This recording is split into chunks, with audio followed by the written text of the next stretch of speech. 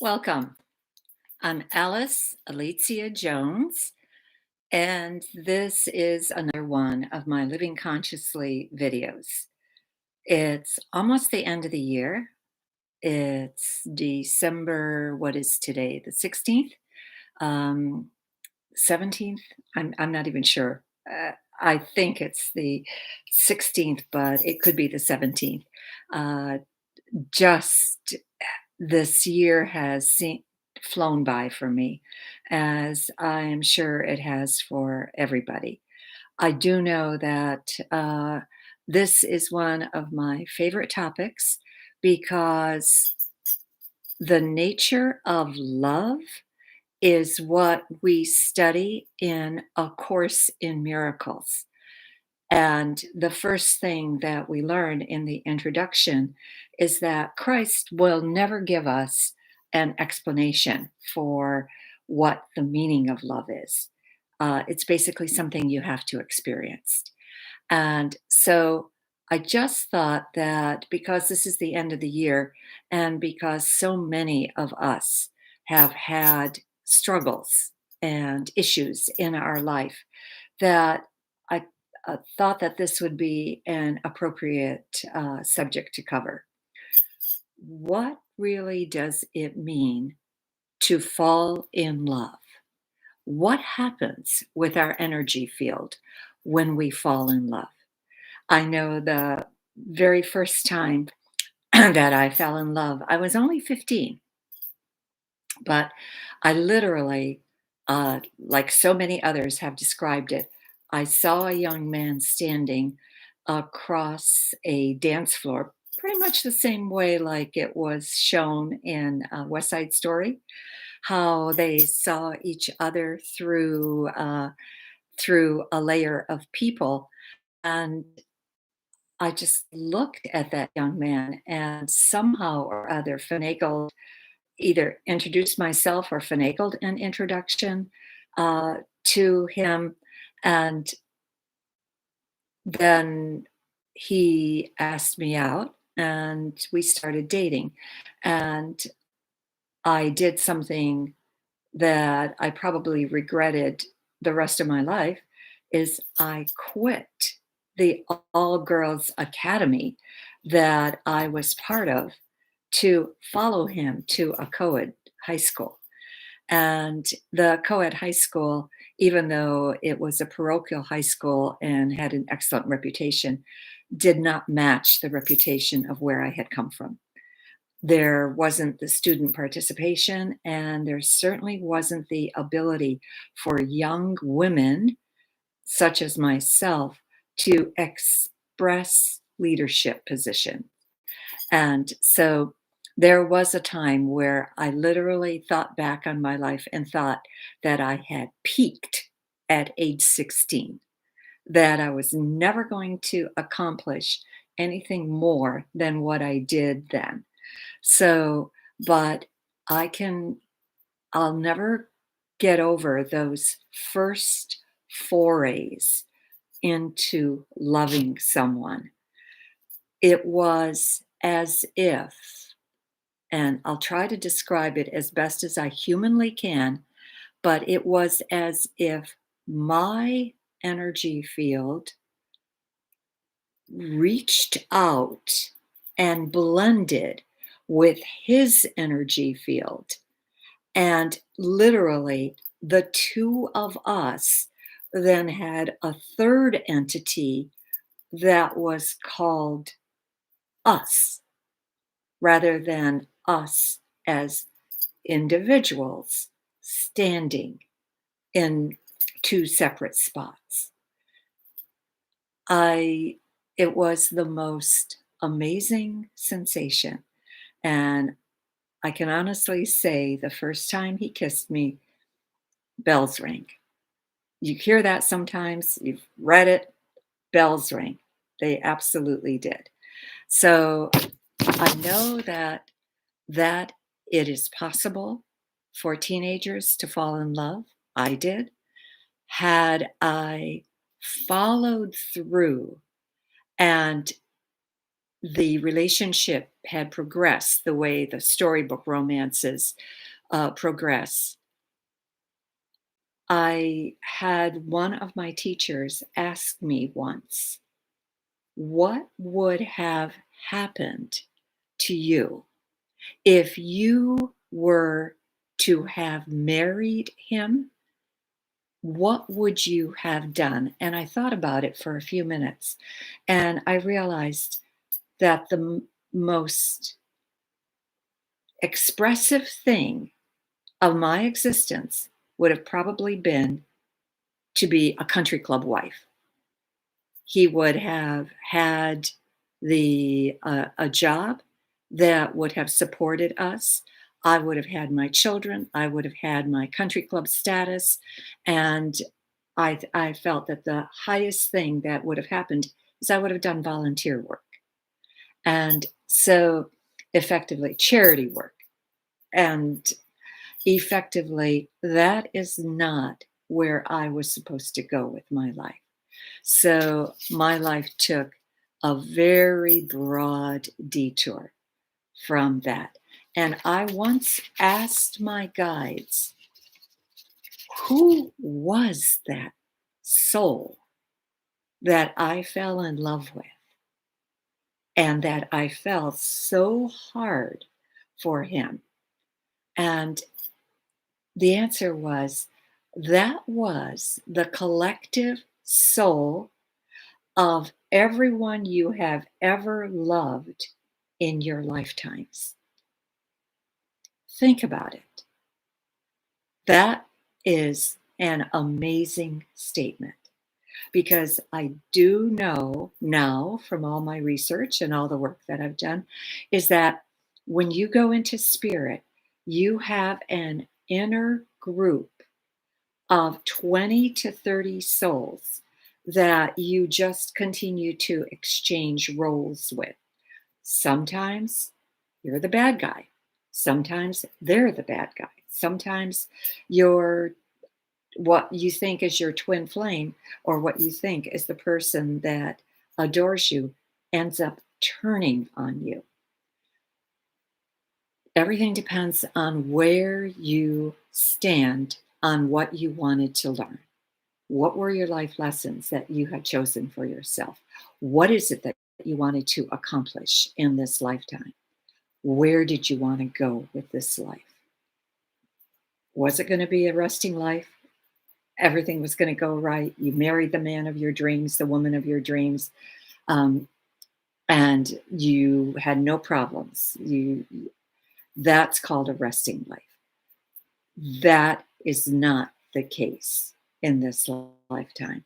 Mine was a very rocky road, and I had to overcome the obstacles of every single challenge that was presented to me in order to become the person that I had chosen to become in this lifetime, in order to become the person who could effectively counsel other people, who could take it upon herself and help others negotiate and navigate through their hard times because it doesn't matter what obstacles you are faced with, you can have, you can overcome any single obstacle by maintaining a positive attitude. Somehow or other, by finding the silver lining, by finding a measure of good, by focusing on something that is what you want, that you're after, it doesn't matter how many obstacles you have in your place. So please don't allow the obstacles to hold you back. Obstacles will always be there. There's nothing that you can't accomplish once you focus, put your intention to accomplish it, and keep your focus on that, including marrying the man of your dreams. Recently, I've had Couple of times now, I've had women come to me and in crisis because their marriage was falling apart. And this wasn't a marriage that was a new marriage. This was a marriage that involved a number of years. And it also involved uh, a, a partner who really wasn't willing to communicate with them, who really wasn't willing to share an innate part of himself or herself, who really kind of held back who they really were and what they were about. And so, in one case, the partner was a lesbian. In another case, the partner was a gay man, trying very, very hard to fit the mold of a straight person, trying very hard to keep the marriage together, but not succeeding because it wasn't who they were. They were playing a role that was alien to who they were because of what they thought were family obligations. So effectively, just know that when you fall in love with someone and you bring them and you open your heart to them, that love has many faces. And that love can sometimes lead to heartache. But that heartache can be overcome. And you can use that heartache within which to help others understand what they are going through. Understand that there is no obstacle on the face of this earth that is a permanent barrier to love. Love is all encompassing. Love is who we are. Love is what we came from. Love is what we go back to. Pure, unconditional love. So many people who have had NDEs, who have been and have crossed over to the other side, have had experiences where they didn't want to come back, but they were given very clear instruction. It's not your time. This is not your time to leave yet. You still have something to accomplish. So they knew that they were going to bring something else to the table in the future, and that something else was going to be revealed to them in the future. So just know that your energy field extends far beyond the chakras that are attached to your body because each one of the chakras contains a subtle body and each one of the chakras extends.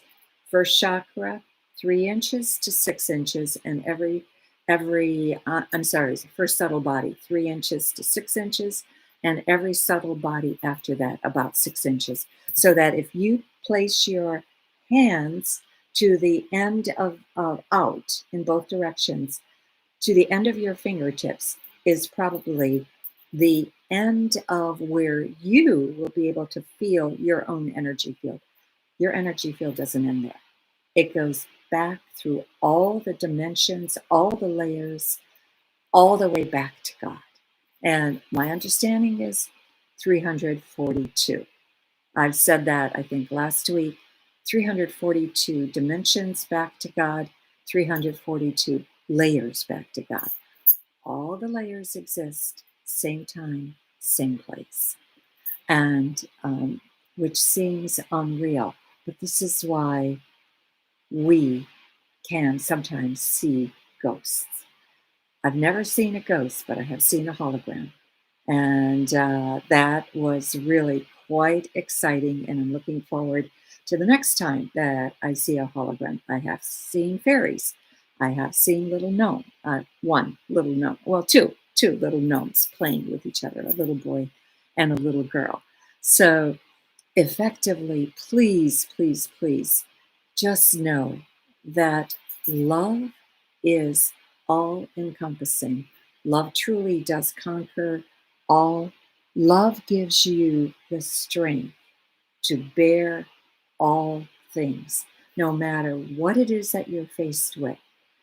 But effectively, do not allow yourself to be trampled on. Do not allow yourself to be given any kind of treatment that is demeaning to you. That is not okay. That is not acceptable. And I again, like I said, I never know what the next week is going to bring, but and I know next week is Christmas Eve. I'm hoping to be here on Christmas Eve. Uh, I'm going to take a break from our cooking activities. We'll have my daughter here with me and her new husband. And so I'll just try to take a break and give you a little bit more words of encouragement because I do know that sometimes the holidays are very, very hard on some people. For they all have their own reasons. Uh, One of the teachers that I taught across the hall from my first professional job as a first grade teacher, even though I didn't have a teaching degree at that time, that moment in time, I happened to be the best qualified person to come into this little town in upstate New York called Grantsville. Lived in South Fallsburg, and I happened to be the best qualified person.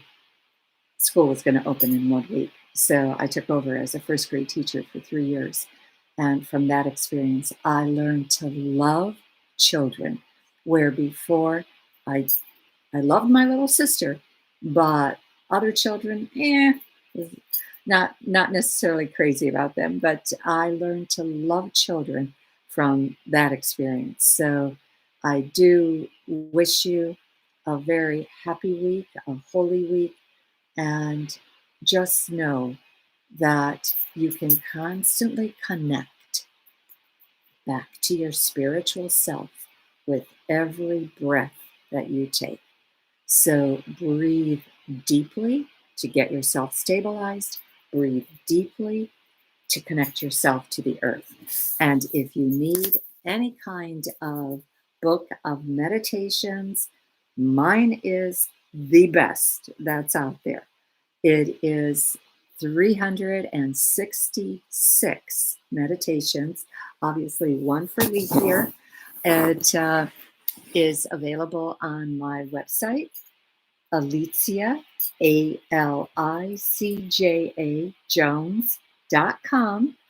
And I do pay the shipping and handling, and the cost of the hardback is actually cheaper than the paperback. So the hardback is, I think, $24.98 through the end of December.